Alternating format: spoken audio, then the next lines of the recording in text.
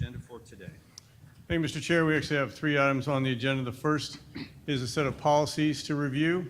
The second topic is a overview of our progress in athletics the last couple of years. The third topic on the agenda is budget updates. I'm going to go ahead and remove that topic.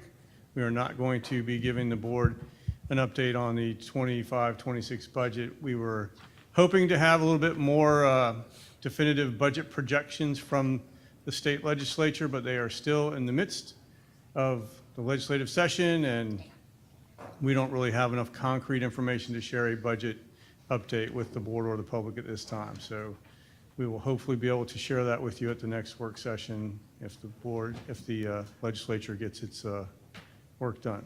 But so the first thing we're going to do is review some proposed policy changes, and I'll turn it over to Mr. Gibbs. We have 3 policies up in cycle for the board to review, all from HR.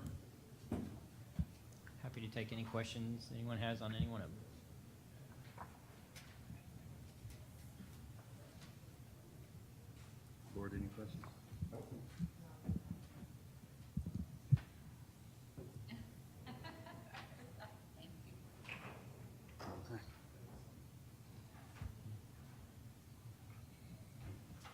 All right. No questions on A? All right. Yep, me too. Next on the agenda, we have the athletic overview presentation. Thank you, Mr. Chair. I'm going to ask Mr. Robinson and Mr. Raymer to come on up. They're going to run us through this presentation. Mr. Robinson is the county athletic director, and Mr. Raymer is the chief of schools, which is he's in charge of all school leadership. These are the 2 people that really have been working on this area, and really Mr. Robinson. is the one that's been working on this area more so than anybody else. And so he's going to give us a review of how we've done over the last couple of years, as I stated earlier, and then a couple other bits of information the board asked about, not to steal their agenda and their thunder, but possibility of waiving ticket fees for students and what that cost would be, things like that. So they're going to try and cover all of that in their athletics review. Thank you, and good afternoon, board members, Dr. Rendell, and Brevard County community members.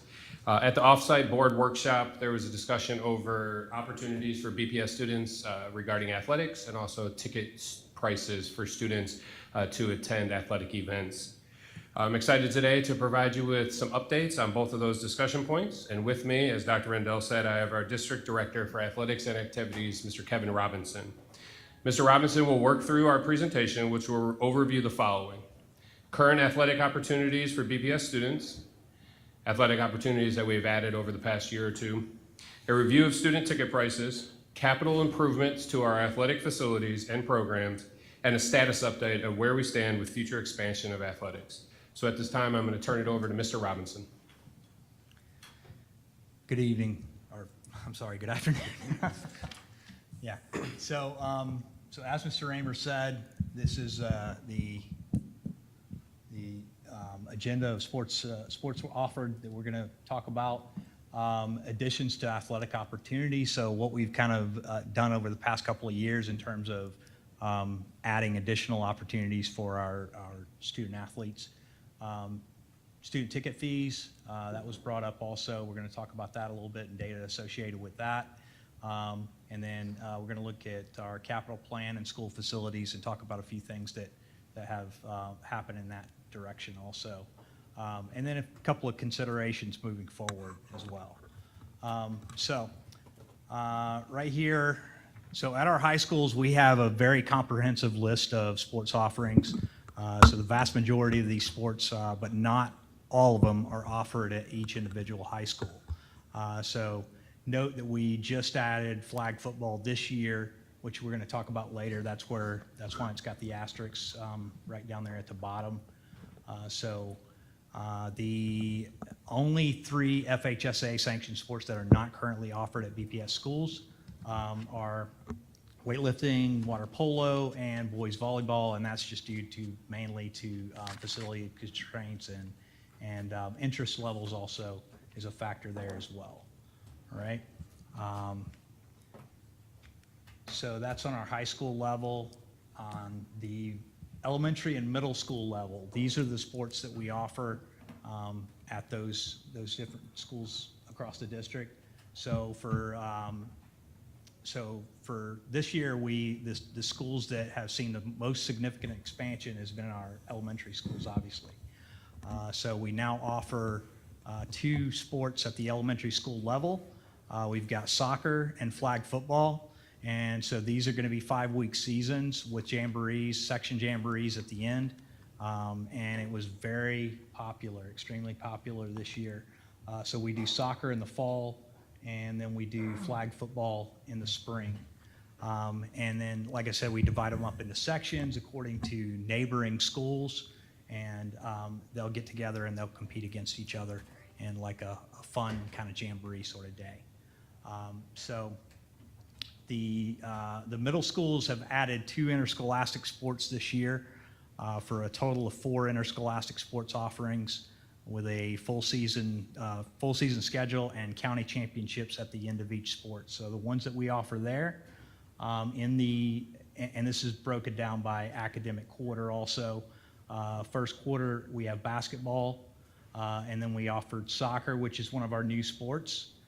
We offer track and field in the third quarter, and then we finish up with volleyball, which is what season we're currently in the fourth academic quarter.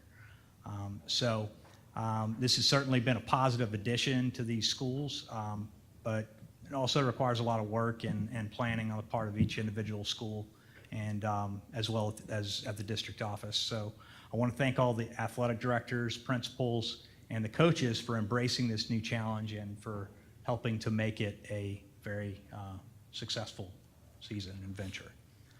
All right.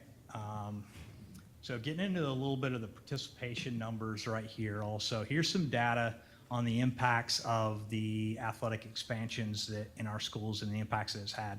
So obviously the largest impact in the added participation came from our elementary schools, going from offering 0 sports to offering 2 sports.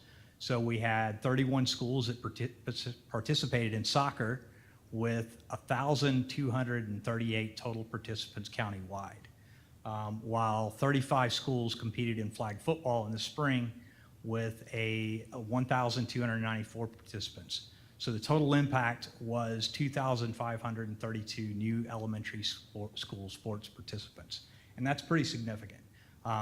Those are things that those are participation opportunities that were not there prior to this school year. So that's, in my mind, that's 2,532 lives that were impacted. So that's what we're here to do, and I feel like that was an accomplished mission there. Many of these children would not otherwise have the opportunity to participate in these organized sports had they not been offered at the school during the after-school hours. So that was a critical component right there, and one that we think drove participation also.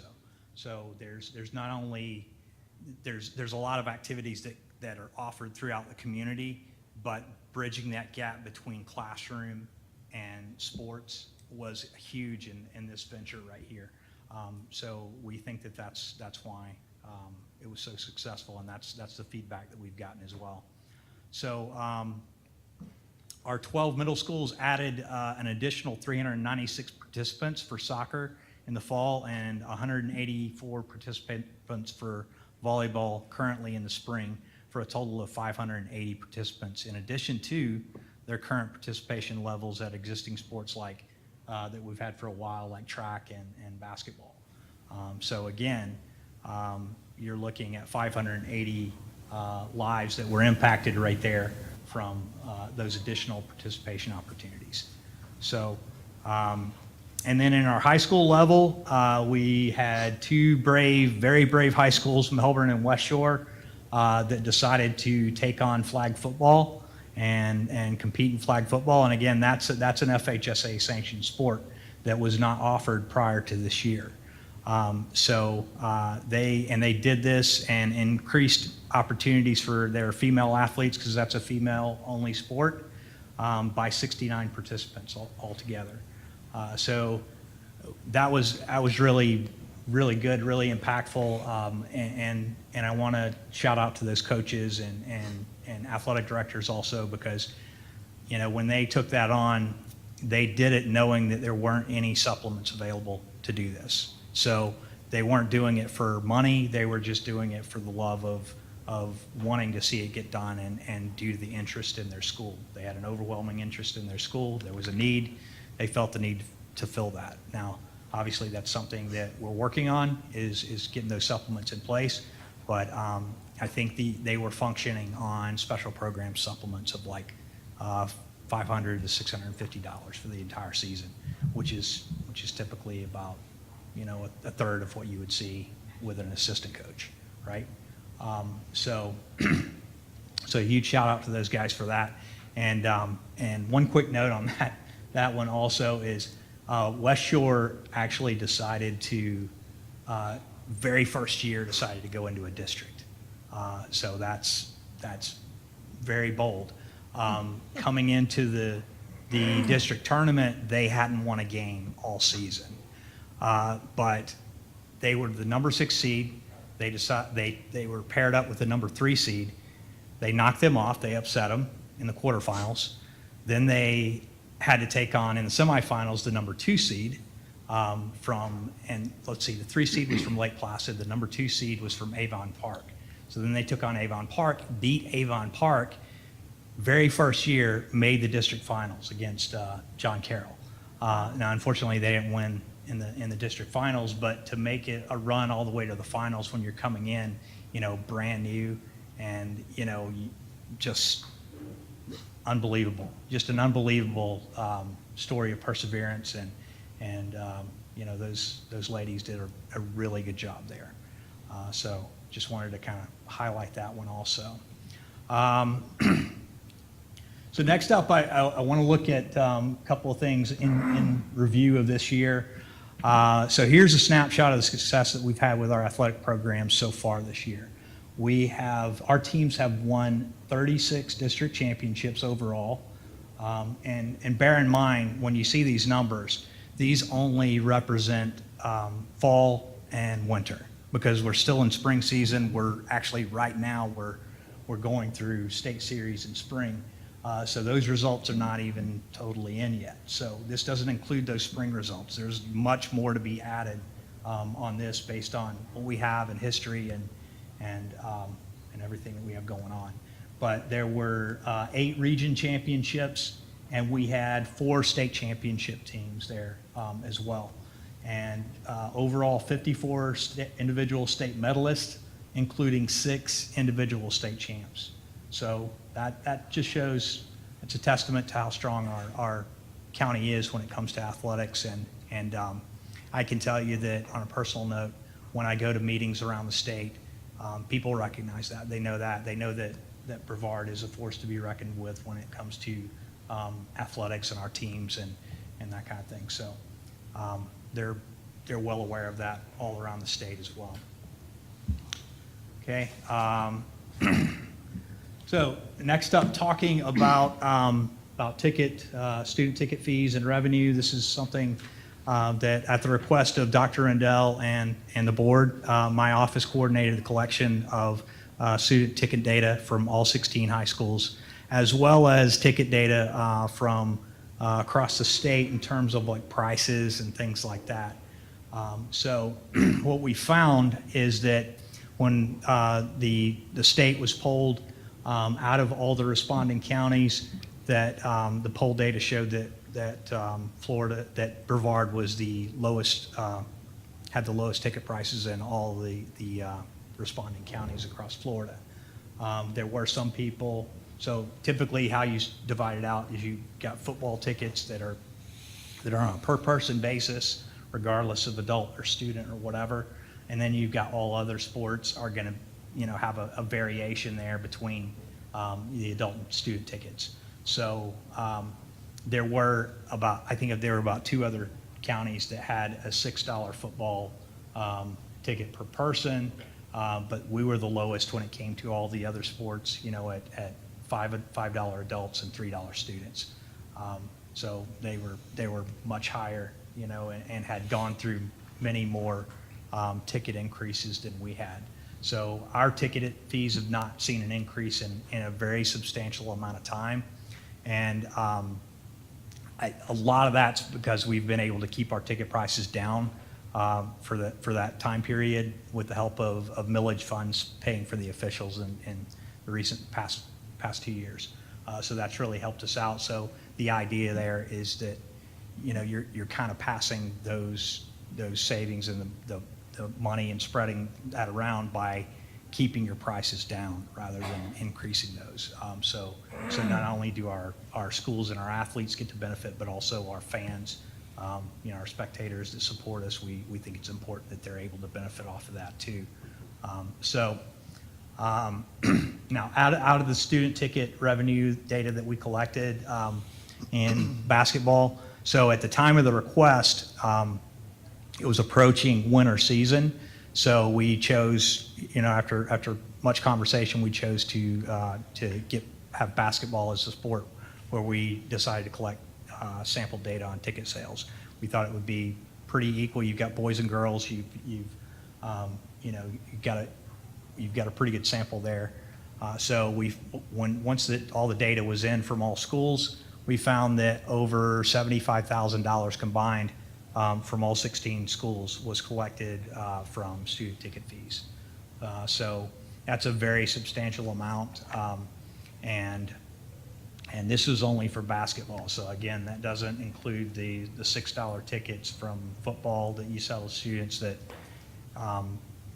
they're more difficult to track because they don't divide them, by adult and student, as well as the other sports as well. So I think this number would be much more substantial if you were able to figure in those football numbers. But that's a little bit difficult to do. However, the loss of any sort of revenue, we believe would be detrimental to our schools and our programs in terms of how they function and how they run. So.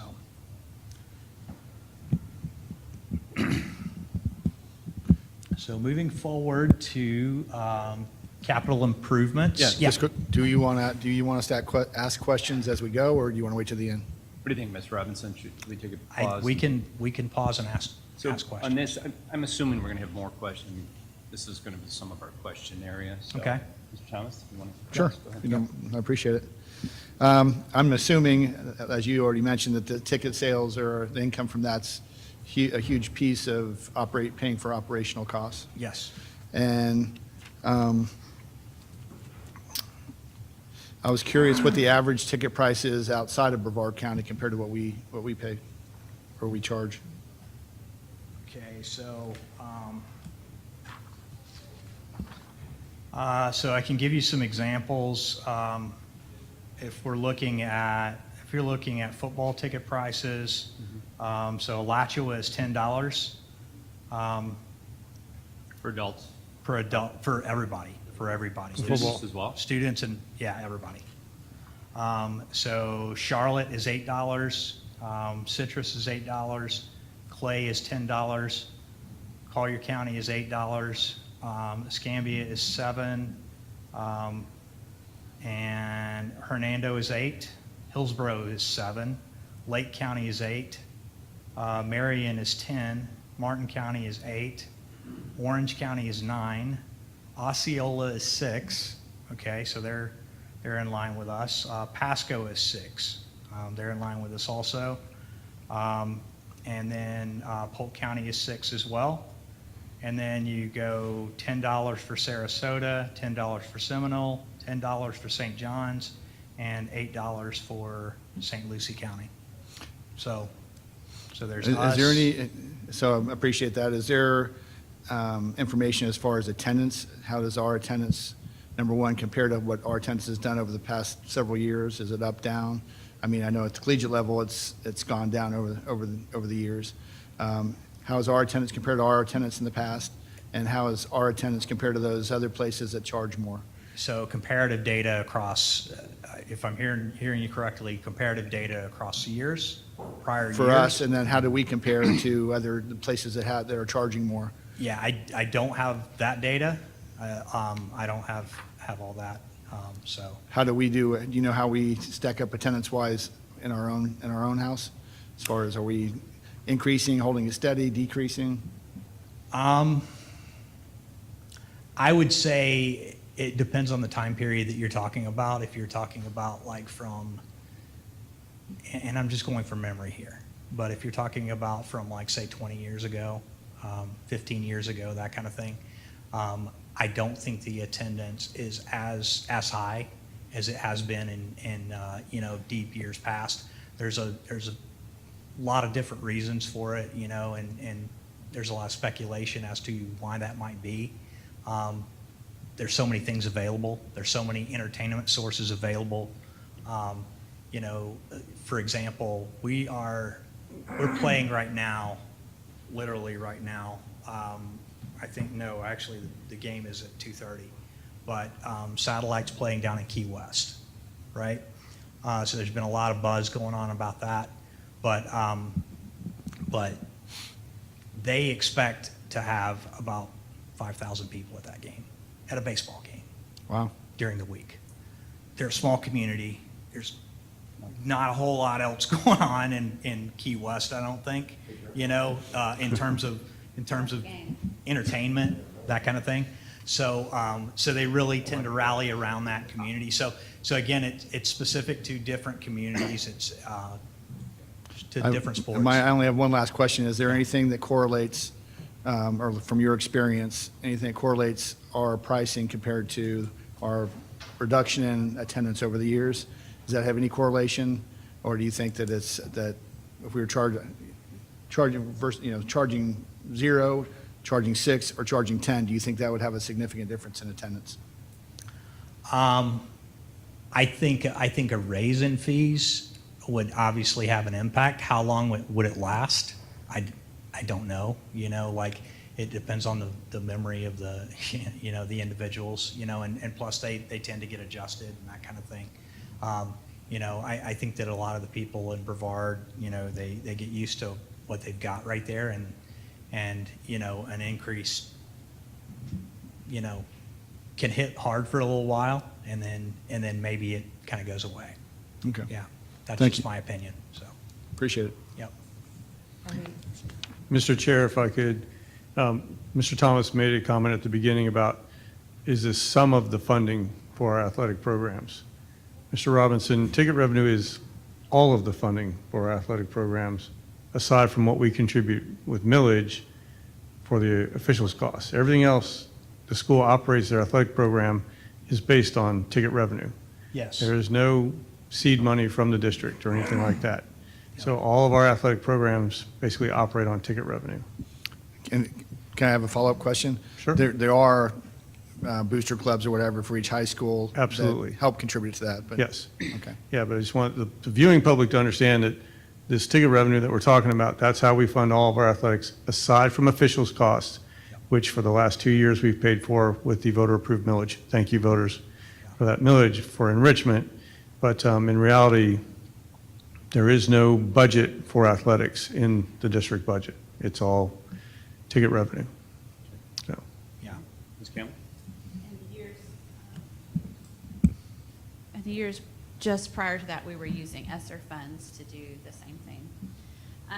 So just before we get off the subject of ticket prices, having been to a pretty good share of football games this year and a basketball game and a bunch of track meets, I'll tell you, there's no shortage of students coming into it to attend, and from a great variety of,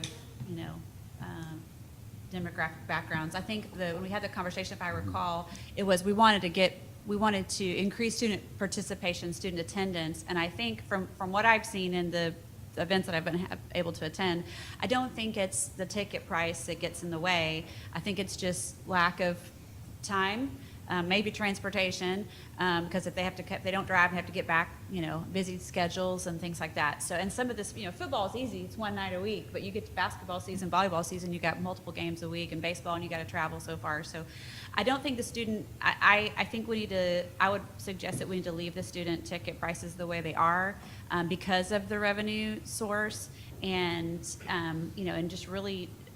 It's incumbent on the schools to drum up excitement about the other sports the way they do with our big dollar events like football. The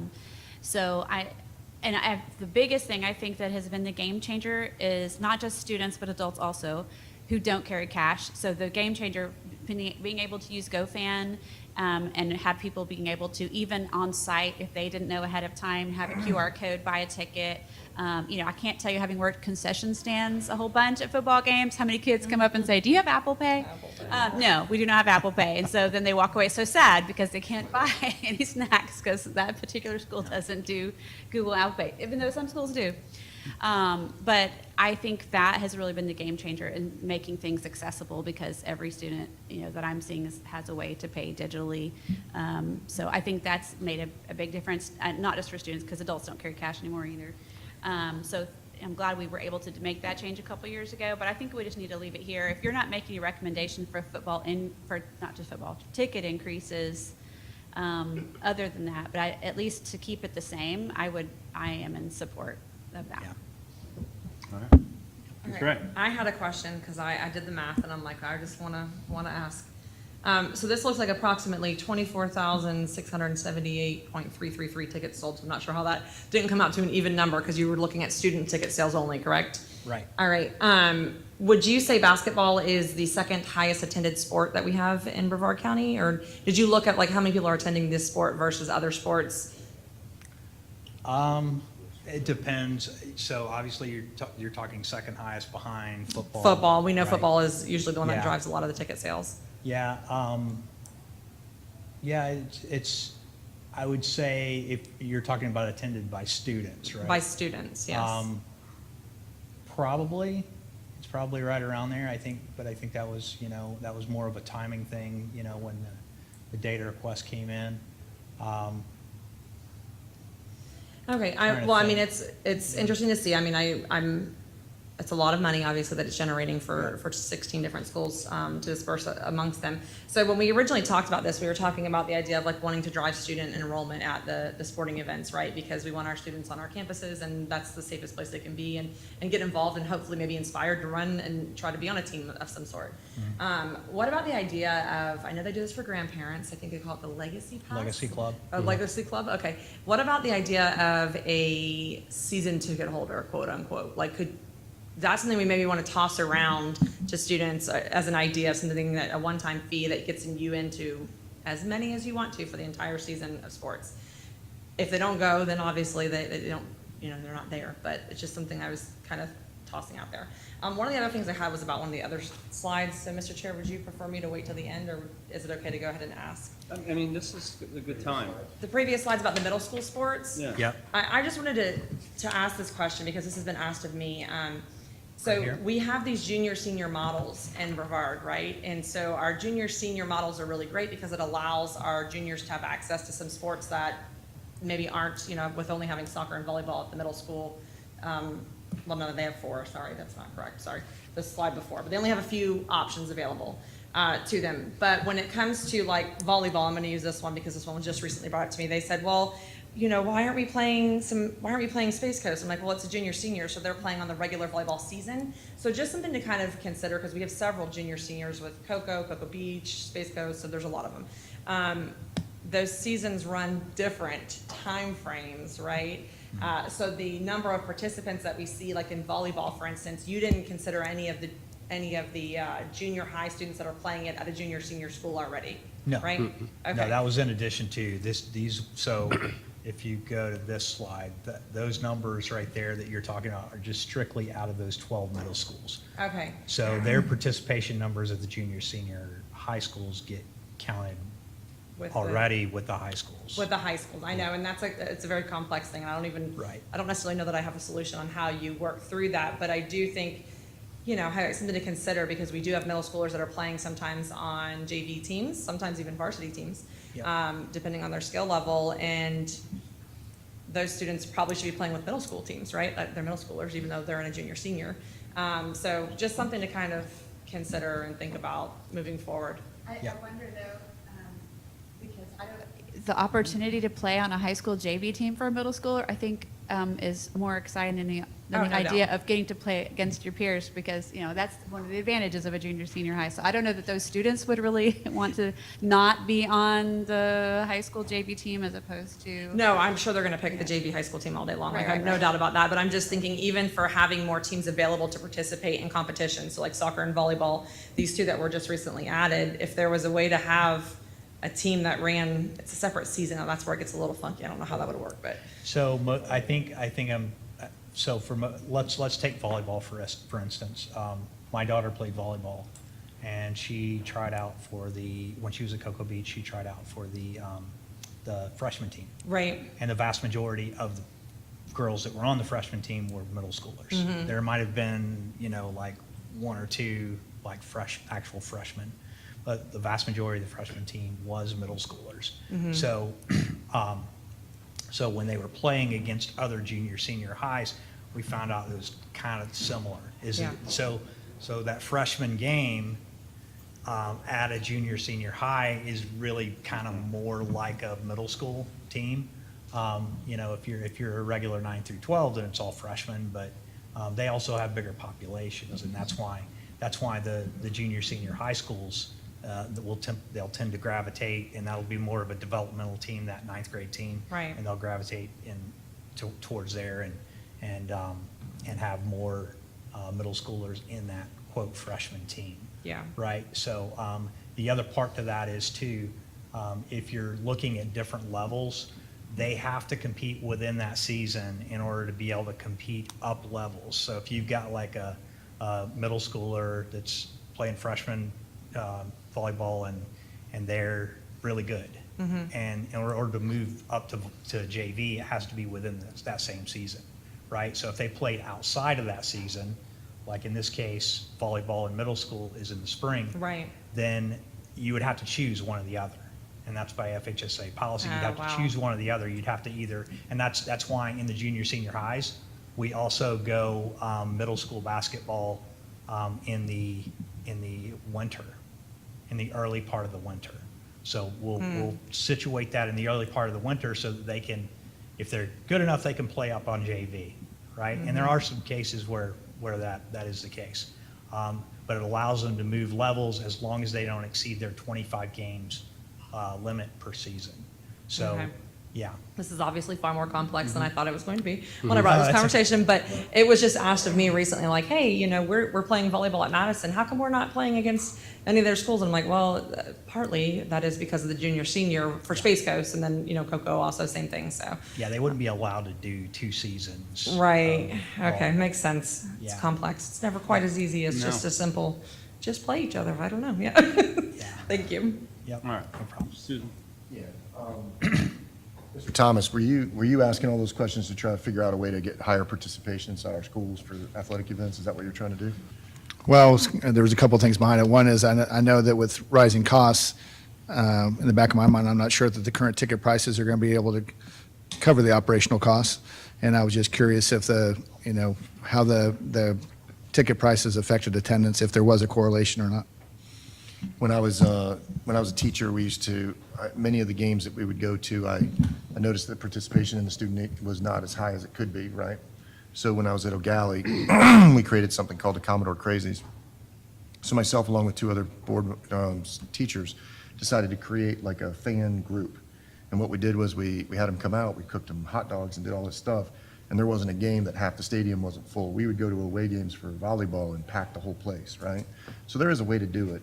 I don't know if giving free to the students means that more of them would come and then all of those different angles. But I've got some ideas. I'll work on increasing the participation because what Kevin's been able to do is just incredibly awesome as far as increasing all these sports. They're going to slowly start to build. And when they do, more people will start to come out. And so making sure that that happens, I think, is going to be there. Yep. So, and then Ms. Wright, middle school is not such a bad thing to throw into those junior seniors because sometimes we have developmental talent that's not the best, right? And you want to be able to have them develop at that middle school level. And it helps our other schools. So like if we only have 8 middle schools that are competing against each other, it makes that competition less rather than, you know what I mean, having all of them. So I understand what you're saying as far as the size and everything, but if it starts to get to where kids that are on the junior seniors are decent 7th and 8th grade volleyball players in the future and they can't play because it's starting to get popular, right? Then we might have to entertain moving in there. That's all. It's just the development of the talent. Our goal is to try to get the kids playing from when they're in middle school up. So that was all. Can you share a little bit about the Legacy Club, just so that the public knows, like, what is that a slide coming up? Sorry, might be, No, okay. no. So the Legacy Club is basically kind of a discounted pass that they sell to, I believe, and GCR might be able to speak better on this than I can, but it's to retirees. Right. You know, that and they can go in and they pay one price and then they show their Legacy Club card. Okay. And then they get in. Well, it's probably a good thing just to highlight and remind people every year that this is available for grandparents, that maybe, even if they can't come, it still supports the sport, right? Yep. So if they had that Legacy Club card, I know my children's grandparents would buy it in a heartbeat, and they don't, you know, some of them don't live in the States, so they'd still just buy it to have it. Yep. So it might be a good reminder to put out there in the public, hey, you can support the sports by still participating in this way. Sorry, excuse me. Yeah, and I like the idea of a season pass for students, you know. I really like that, you know, I just so, have one more thing. yeah. So if we created like fan groups, like Crazies or whatever it is, that would fall underneath your umbrella, right? So like if we could create these, maybe even stipend It's a loaded coach question. type things that would increase participation, increase revenue to the actual event and everything else. I mean, there might be something to it. Would that fall under you or would that go under somebody else? I'm trying to, because Mr. Thomas is talking about increasing participation. I just didn't know who that would go under. Kind of like a pep club sponsor. Yeah. That's it. Right. Like if you had a pet club sponsor, I'm not sure would that be under you or would that?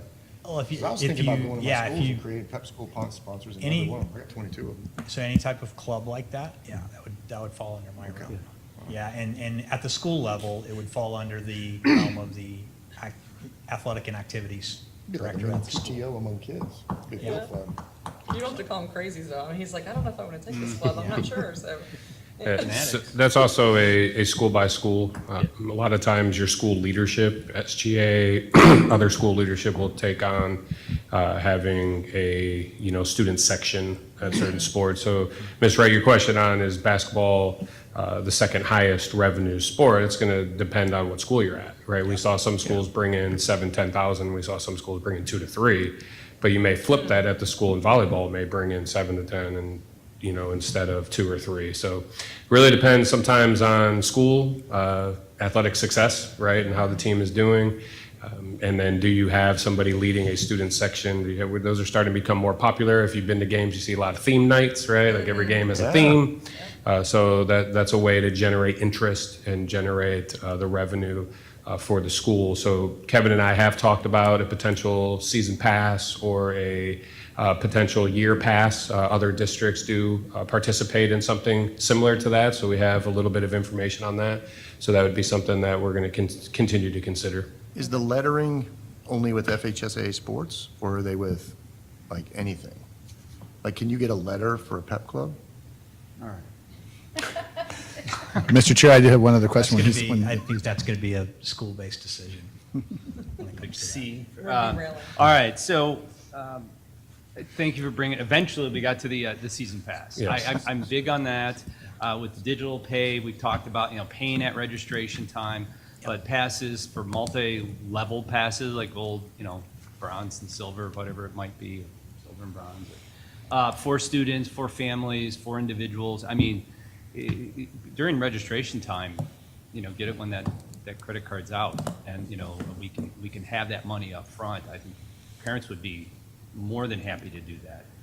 So, but, I mean, I think that's where we need to go with that. I think it would be great. The more the merrier on that. I know with my kids going through, and at that time, everything was just cash, and, I can't tell you how many times I've come to a game and I didn't have money to get, the whole family into it, but you just had to leave the kids in the car, not a problem. But, Yeah, there you go. no, it was fine, but it was all good, and I think that's where we need to go. I'm glad you're thinking of it. You guys, Mr. Robinson, you're the best mind to be tackling this, so I'm sure you're going to be coming back with an idea on that. I think it'd be good for the students and the families of Brevard. So before you guys move on, I know Mr. Thomas had one more. Well, actually, two, but it's real Two quick, more real questions. quick. One is regarding sponsorships. Do we have anything that's corporate sponsorship where a corporation gets X number of tickets for, whether it's for the school, whether it's an annual pass for the entire county? If a corporation were to donate X number of dollars, is there any kind of corporate sponsorship package that exists that supports either the school or the entire athletic program of the county? So that's typically going to be done and worked out at the school level. If it's a sponsorship that's sponsoring that particular school and it hasn't gone through, the district or GCR and their department or anything like that, it would be something that gets worked out. Like maybe they have a parking space, like a reserved parking space, like all kinds of perks for those corporate sponsorships. So it's up to the school if they want to give 6 free passes for contributing X number of dollars. Yeah, and typically what they'll do is they'll put them on a pass list at Okay. the gate. My other last question was, you had mentioned that we don't have Apple Pay, and I was just curious why we don't have Apple Pay. And then do we have access to a credit card block at the games where somebody comes in and they have a credit card versus a app, to pay? Is there a way to pay up either? Is that for admissions or concessions? Sorry, that was me. Sorry, so I should clarify. We have a way to pay with credit card online through GoFan, and every school has like a QR code so they can go in there, and we don't have to take cards and have squares. What I was talking about was concession stands, and since those are run by the different booster clubs, all different every school, it's up to that booster club, Whether they have it or not? whether they're going Gotcha. to have digital pay options or only take cash. So, and like, at Mel, it's the band booster club runs it, and some of them it's the different, athletic booster clubs that run it. So it's kind of up to them on how they're going to run their organization. So that was with the Apple Pay game. And my point was that the kids all have it. The high schoolers But it all would have make it. sense that we have it streamlined across the entire district. Right. that if you have apple pie at one school, you should be able to have it at the other. You should be able to show up at Right. any school and know what to Right. expect. Right, but all of our athletic events have that, you have the ability to pay digitally. Awesome. I think we're done. Go ahead, guys. For now. Okay. All right, so, so this focuses on capital improvements in terms of the athletics FF&E line. I think you guys have probably heard Sue talk about that on a number of occasions. This has been a tremendous help to me and my office and just my position. And, you know, when I am able to go out to schools, you know, as I'm walking around, they're like, hey, let me show you this, you know, or can you take a look at this? So it really helps me with like being able to solve those problems that are like right away. Maybe they're somewhat of an emergency, or maybe it's something that you catch before it becomes a problem, before it becomes an emergency, and it's things that you can work on. But it's you know, a pot of FF&E money that I have that I can solve, you know, smaller, maybe bigger than the school's problems, but smaller than, like, say, you know, some of the capital stuff that Sue's gonna come and help me out with here in a minute. We were able to replace a lot of our scoreboards and refurbish some of the scoreboards. That's at our stadiums, our gyms, baseball, softball fields, things like that. We've been able to do a lot of that, which makes a massive difference. We've been able to replace new goalposts at schools, get new weight equipment at some schools also, soccer goals. We had replacement of a couple of soccer goals that I saw that were in pretty bad shape at high schools, and then obviously we had to purchase 32 sets of goals for elementary schools in order to be able to get them going, and that's where we you know, found the money to do that. Audio system upgrades at some schools as well. You guys been to these events, you know that depending on where you go, the audio kind of struggles sometimes, right? So we try to look at that and stay on top of that as well. New wrestling mats for schools as well, and that's really been a big help in terms of, you know, impact and keeping injuries down, and not only with the joints but also with concussions, things like that. As a wrestling mat gets older, it gets much more compressed and harder. So you'll tend to see increases in injuries and things like that if those aren't replaced in a reasonable amount of time. Baseball and softball, our netting, our fencing, foul ball poles, repair and replacement, things like that. We've been able to cover some of those. Pool cover replacement at Titusville High School. We're working on pool cover replacement for them as well, because over time it tends to degrade in the sun or the chlorine, that kind of thing. So that makes it a lot easier on the heating systems if you've got those pool covers. So it kind of saves money that way. Volleyball judge stands, we had to get those for all of our middle schools, because again, this year we just started volleyball in our middle schools.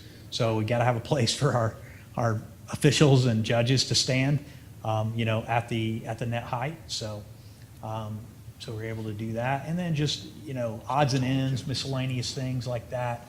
You know, like ice machines, ball lockers, striping machines, score tables, just depending on what's needed, you know, at any given school. And that's going to vary by school. You know, some schools maybe they're fine on the wrestling mats, you know, but they really could use a set of soccer goals or something like that, right? So you get the idea with that. Every piece of equipment has varying kind of lives and wear and tear when it comes to that. Yeah, I do want to thank Ms. Hahn is stepping in and giving the capital funding, and then obviously the board for approving our capital plan, Mr. Wilson, operations, Mr. Cheatham, and ET, and finance, as we sit down together and kind of break apart what that bucket looks like. This has been instrumental in going and visiting schools and being able to identify areas that we need to improve, but maybe the school doesn't have all of the funding in order to improve that. So I know at Space Coast, for example, I believe we went and walked when the new track came out. And then my next call was to Kevin saying, I think they need a new goalpost, right? Because now they got new track, new stands. They'll have that. And then, look, they won a state championship, right, in the football. So, get that going. So just, it's been instrumental in being able to see a concern and address the concern without saying, we're going to put you on the list, right? We're able to address a lot of concerns in a more timely manner. So it's been a very strong improvement to our capital process. Okay. So here's some capital improvements and athletic facilities that we're working through. Obviously, improving middle school tracks, Hoover Central, McNair have been completed, and we have a few more on the docket that are under design. Working on outdoor basketball courts, so I should be able to show you some pictures of these as we go through the rest of the presentation. So McNair Central and Southwest completed, and then working on elementary schools in order to make sure that their blacktop is playable so that they can have outdoor recess, PE, and have ample areas to go.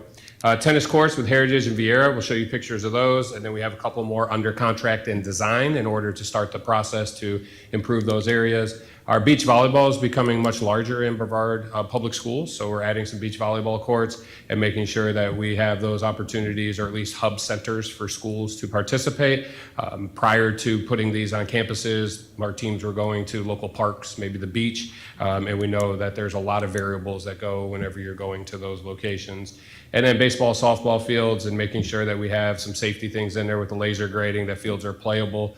We have the netting that's appropriate. We're adding that. You guys just approved the Bayside netting so that foul balls don't go from baseball to softball and back and forth.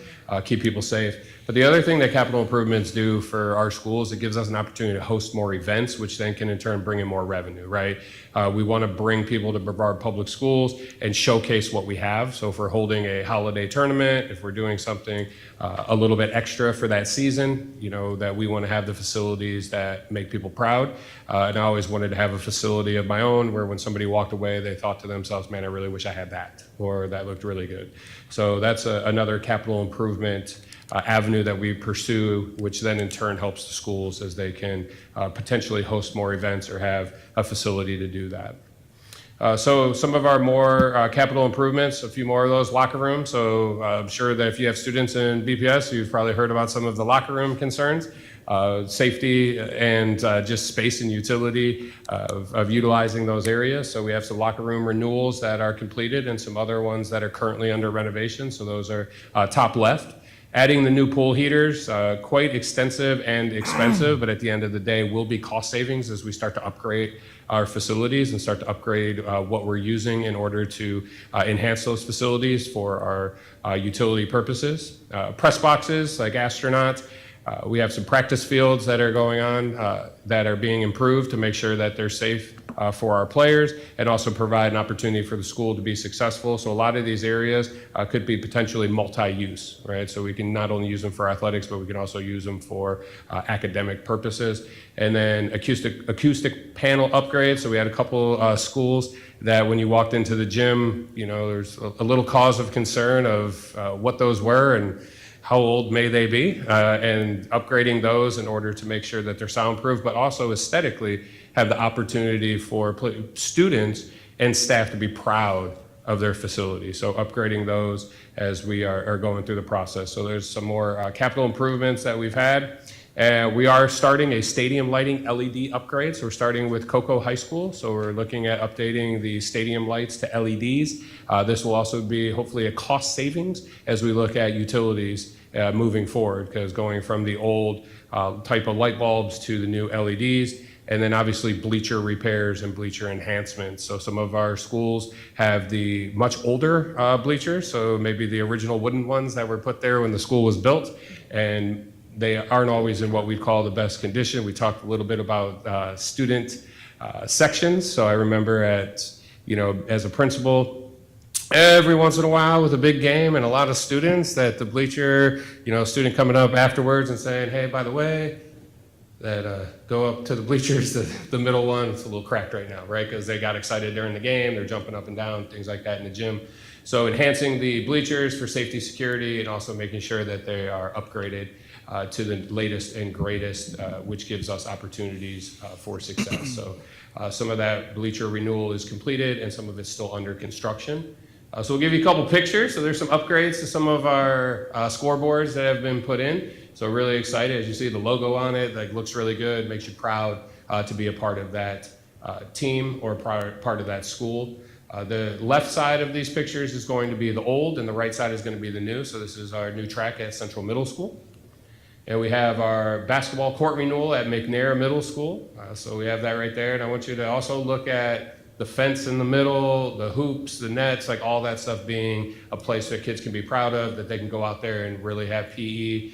Sometimes schools will actually practice outside. I remember as a basketball coach early in my career as a teacher, when you don't have enough gym space, you don't have enough gym time, sometimes students are outside practicing during the season. So a nice opportunity there. Central Middle School upgrading. So once again, as you look long and far, you see a much better setup for students. Not only the renewal of the blacktop, but also the hoops in the background, backboards, all of that. Once again, making it a place for students to be successful.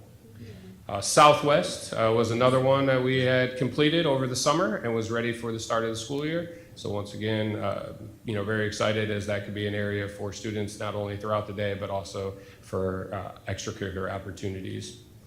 Heritage High, take a look at that blue right there, right? Sometimes we're able to put in the school colors for our facilities.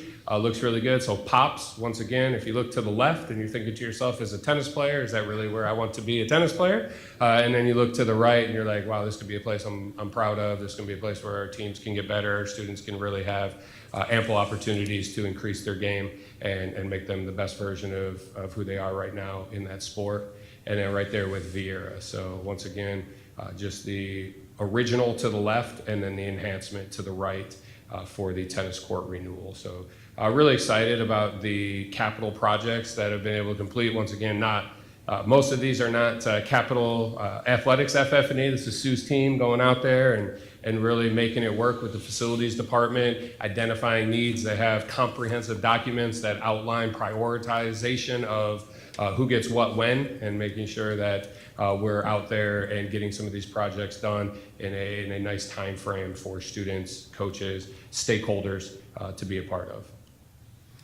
So some of our considerations moving forward. So once again, as we've added more sports, we've added more student participation, which does come with a cost per se. And that is that with some of our facilities. So adding the sports has placed a little bit of an additional burden on our facilities, trying to keep up and make sure that our facilities are up to speed from one sport to the next. We have some field space, so obviously whenever you add more sports, you start condensing the space a little bit, so you don't always have the field space for everybody. We also have some of our middle schools that are using high school facilities, which then causes a concern there because they don't have the space on their campus or availability on the campus. So field space is a concern. Coaching, trying to find coaches, and not only that, financing the coaching supplement. So once again, these are just as we move forward, some things that we need to consider as we've had really rapid increase in athletic opportunities for our students. And these are just some things that we've had to deal with along the way. And in administration, every sport, every athletic event needs to have an administrator present in order to supervise that said sport or athletic event. So as we add more, for example, flag football, not only they have flag football, but they have lacrosse going on, baseball, softball, etc.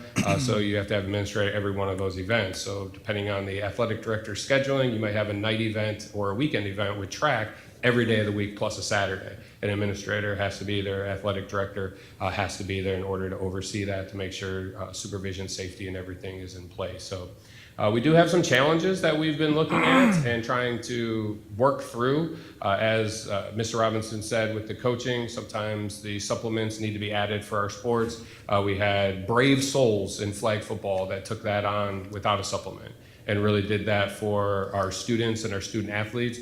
And like we had almost 70 students participate, a lot of excitement for those flag football, but you had adults out there that were doing it for the love of the school, love of the student athletes, love of the game. I'm not saying that a supplement has to be there, but we would like it to be there and pay them for their time in order to support that sport. So just some things that we want to consider moving forward as we're working through what expansion may look like. So facilities, some field space, coaching, and administrative matters that we would have to address.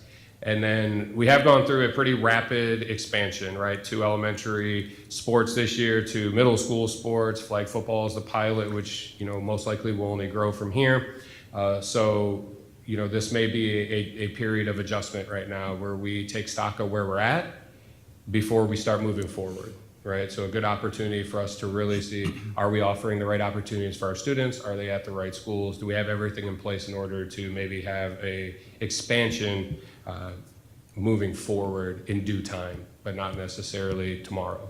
But obviously we are up for any recommendations that you guys have. I believe we have the ticket price recommendation, which would be to look at season passes and to look at how we can pursue different avenues there in order to get more students to attend. So I think we have that under wraps, but anything else that we would like to consider or you would like us to consider, we have made it to the end of the presentation. Nice. All right. Mr. Chair? Guys, great job. Great job. But I'm sure we're going to have some questions. John? Thank you. Couple things. One is that I didn't see anything mentioned about Cocoa High or O'Galley High's football fields, and I know that they are, from what I've seen, in really poor shape, and especially not singling out Cocoa, but Cocoa is one of those successful programs in state history, and it seems to me that we were talking about doing facilities that would give pride to the school community. That seems to me that should be, I know we have economic challenges, but that should definitely be in the queue as a priority, in my opinion. And O'Galley, we went to the playoff game this year, and I was amazed at what poor shape that was in. That's after a long season, granted, but still, it was in really bad shape. So love to see what we can do with challenging economics to be able to make that happen. And the other thing I just wanted to go back on was, fan experience is huge. I mean, at the college level, they're always looking for ways to improve it because of declining attendance. One of the most simplest things we could do, I think, is to make it easy for fans to, whether they go to their home school or they go to an away school, that they're paying, that they have access to Apple Pay, that they have access to a credit card block, whether it's in the concession or buying swag, however it's all set up.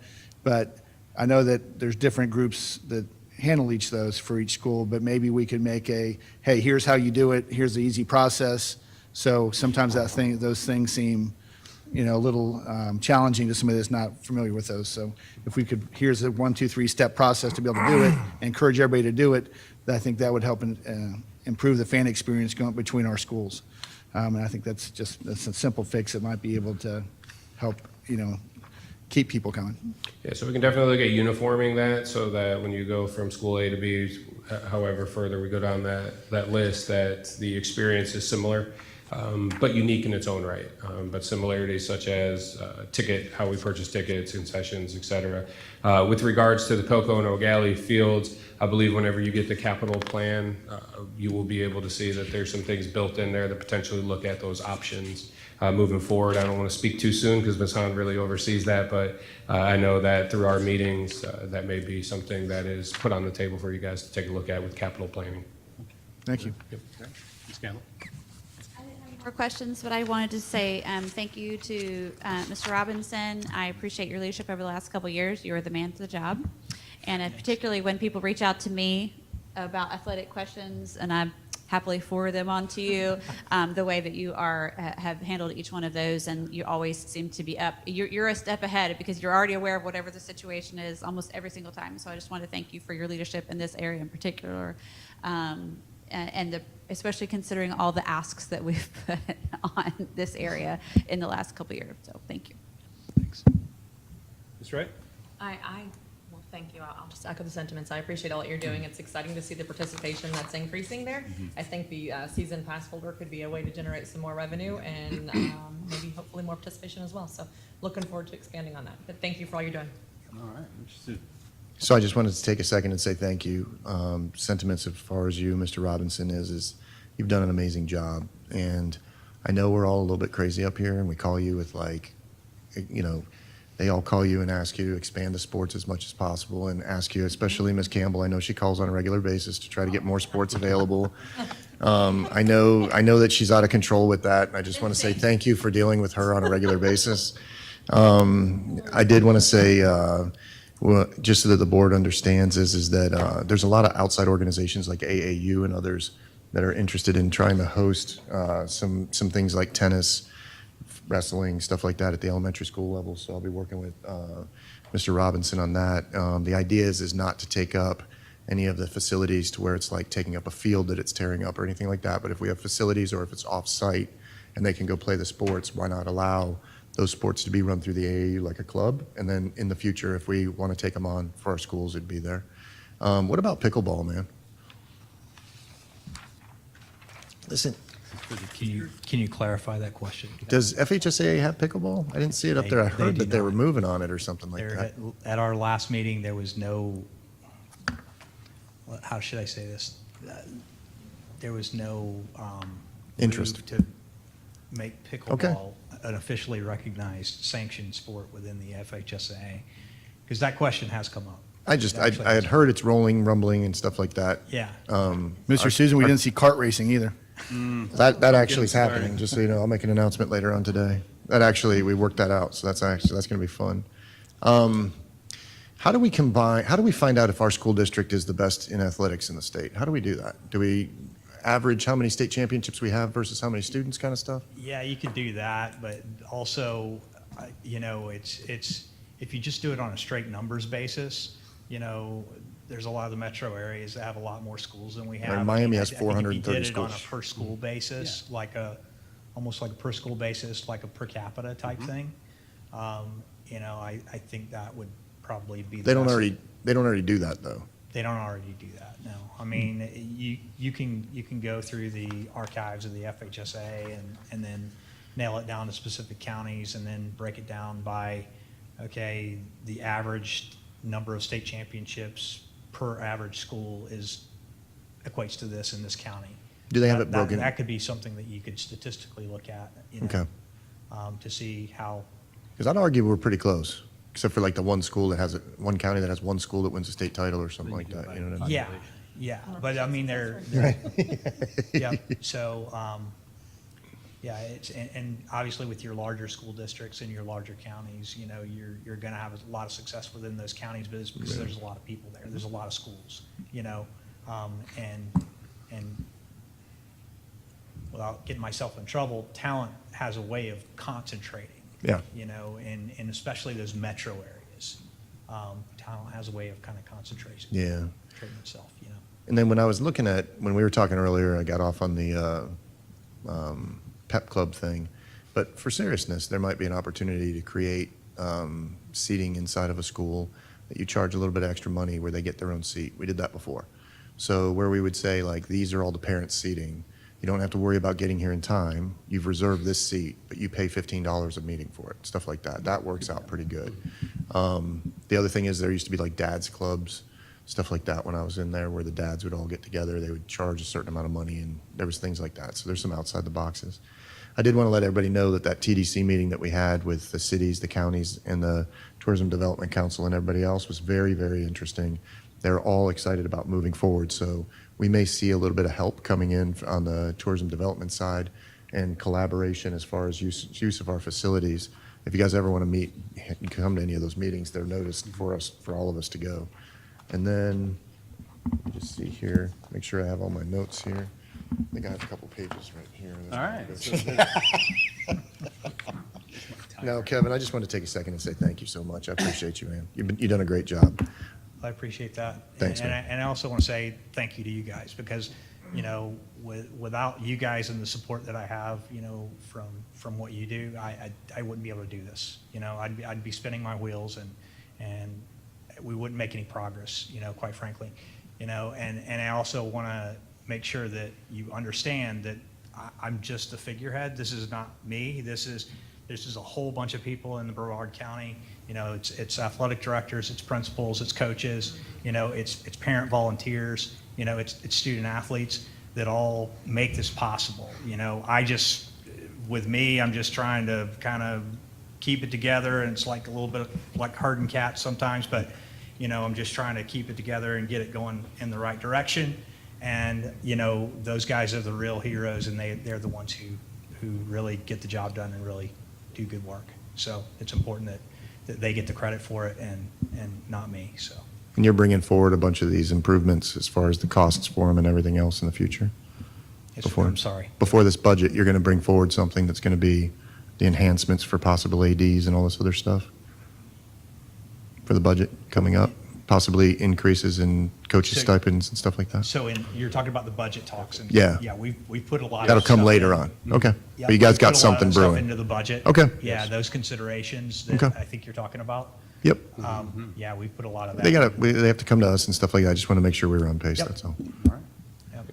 Well, guys, same thing, something on the seating, I mean, that could be in the passes, the different passes, you have, you know, separate seating or platinum seating for them, but yeah, I've seen that. But again, guys, I mean, our confidence in you, Mr. Robinson, we know it's not just you, it's everything else, but it really helps us when we get those questions, anything related to athletics. You know, our job as board members are traffic cops, that we point people in the right direction. But we have to have that confidence that once we point them in your direction, it's going to get taken care of. And it's gotten so where I almost answer the question in my head is, I'm sure Mr. Robinson's already thought of this question, so I'm not going to attempt to answer it. I'm going to forward them on to you. So thank you for giving us that confidence and you and your ability and your staff. I just want to let people in the public know that when we see those pictures, I mean, facilities are an extension of the classroom, and sports facilities are, and it's very important when we see Ms. Hahn up here going through the classroom renovations and how important it is for students. But that right there is equally as important to those athletes and people that maybe don't even have students in those sports, but they pay taxes. You know, and they come there and they see that. It's extremely important. And those weren't just a little bit of renovations. Those were complete renovations that just a little bit goes a long way. So we appreciate that. And that means a lot to all of us and the voters who say, you know, be responsible and you know, prudent with the money, and you can see that. So it's very good, and we appreciate that. But again, I believe what you're trying to get across is maybe we pause and reflect on some of the things that we put forth, which are great things that we put forth, but I agree with that as well. I mean, reflective teaching is the best teaching, but in this case, let's see what we're doing great and get better with it before we move on too much. I kind of sense that was part of the presentation, and we appreciate that as well. Yep. But if I don't have anything else, guys. Mr. Chair, I was going to turn if I could ask Mr. Raymer to go back to slide 5. Okay. So just go all the way back to the athletics expansion slide with, yeah, right there. So Mr. Robinson did a good job of deflecting and basically saying it's not all him, and it's not. I mean, if you think about the fact that 31 schools added soccer, elementary schools added soccer, 35 added flag football, that's at least 31 adults who volunteered to coach elementary soccer, at least 35 adults that volunteered to coach elementary flag football. I'm sure it was more than that, more than just one person at each of those schools. And then adding soccer and volleyball to the middle schools, again, a lot of adults deciding to give their time on behalf of our children. And not to generalize, but in soccer and flag football at the elementary level, these were oftentimes people who had never coached a sport. You know, maybe they had coached Little League, or maybe they played a sport in college, and so they got to coach that same sport. But in a lot of cases, you know, those of you that went to the tournaments, you saw that these were just people who have a good heart and decided, you know, there was a need for a coach, and if we didn't have a coach, we can't have a team. And so these people stepped up and did that. So, you know, we're giving Kevin a lot of love today, but we need to make sure that all these adults who gave of their time, some with a stipend, some with maybe not a stipend, but, you know, that's, they're the ones that have really made this possible. So we need to make sure we thank all those coaches, you know. And a lot of them, it was the first time they had ever been called coach, you know, and so, but the kids got to participate because of that. Mr. That's right. Yep, she was coaching. Mr. Chair, do you think, Dr. Rendell, do you think it'd be appropriate, without discarding anybody else or leaving anybody else that has volunteered that is deserving as well, for maybe us to generate a letter that the school board signs, or at least Mr. Trent signs as a thank you to each one of those volunteers, at least for this inaugural year, that help get these programs, you know, I think it's a up and running? fantastic idea, and I'm sure we can put that together. It's a really good idea. Yeah, great. All right. Guys, thanks so much. Thank you. Appreciate it. All right. Any board member have anything further to discuss? Mr. Trent? Are we done with Ms. Hahn, or is this going to be the end of the meeting, or?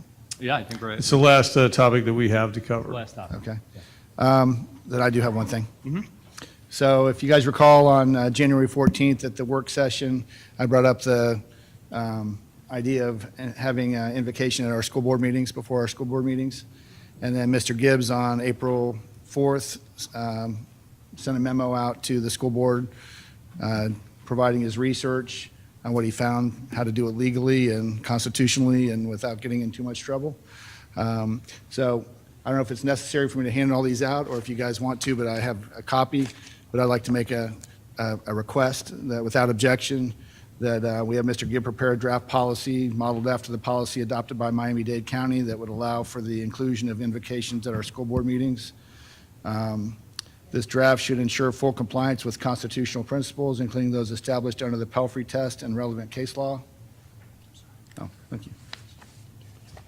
And relevant case law, and should reflect a clear, neutral framework in accordance with both the Establishment Clause and the Florida Constitution. This policy should also incorporate the safeguards and recommendations outlined in Mr. Gibbs' memorandum dated April 4th, 2025. And then I request that Mr. Gibbs have this policy prepared and the matter be placed on the agenda of the May 6th, 2025 school board business meeting for consideration, if you guys don't have objection. So you're just looking for a board direction. Correct. The policy can't be on the board agenda. We could get it on a policy track because we have to do rulemaking. So we have to amend the policies to incorporate it. So it has to come to a workshop for discussion, then it would go to first public hearing at another workshop, and then final board meeting for final approval. Okay, well, let me ask you this then, because this has been going on since January, it seems like this is moving extremely slow. We have the policy in front of us. Miami-Dade has their policies. Basically, I'm suggesting we copy it, other than using all, because it has all the things that Mr. Gibbs had suggested. Correct me if I'm wrong, Mr. Gibbs, but they've been using it for a few years now without any issue. I would suggest we just replace Miami-Dade with Brevard County or Brevard Public Schools and bring it to a vote. Again, it still has to be advertised and go through the rulemaking. That's statutory. So when we say yeah. rulemaking, we're not actually Yeah. making the Yeah. policy, but it's a policy-making step, the procedure. So once it gets Yeah. into the procedures, then Okay. you're good, Mr. Thomas, and it'll take, Yeah, once the board says, yes, we can go forward, I can advertise it, but we have to do an advertising to the public, then they have to have the right to come out to a public hearing and voice their concerns, and then it has another public hearing component. Sure. Yeah, I think that's about the How quick. about as expeditiously as possible? How about that? Yeah. So if you can get it on the next work session, that would be awesome. Any other discussions on that? Okay. Yeah, I'm just going to say this now because I probably won't say it later. Having looked through, actually just recently, just over lunch, finished reading through, it seems like, except for formatting, if this is a Miami-Dade policy, with the Brevard, it's already actually swapped out that you guys did. I mean, it's pretty much ready to go, except for it's not in the format like we have our policies. So I think we're ready to go with Right. maybe a work session and then a first reading, second read, like the policies we're working on right now. I'll just say this, and this is just me, and it may surprise my fellow board members. Obviously, I just have a hesitation, and it's not something that I'm going to put a roadblock. But when it comes to prayer, I will say this: I'm exclusive, and so I do like it the way that we do it now. And I want you to know, board, that every time we have that moment of silence, you are all prayed for. Our meetings are prayed for every single time, because that's what I'm doing with my moment, and I know other people are too, and I very much appreciate that. So that's my only hesitation, is because, like I said, there's one God that I believe that I pray to, and I'm kind of exclusive when it comes to it. And I know legally this is the way. It's a good policy. It's a good way of handling it to make sure that, like you said, we don't get in trouble. And I appreciate that it's coming from Miami-Dade, tested and tried down there, as well as other counties. They're not the only ones. So, and I appreciate you, Mr. Thomas, for pushing us on this. And so, but again, I won't stop doing what I do, whether it's in silence or out loud or while somebody else is praying. But very much appreciate the idea behind it. Thank you. Thank you. Anything else? All right. As there's no further business, this meeting is adjourned.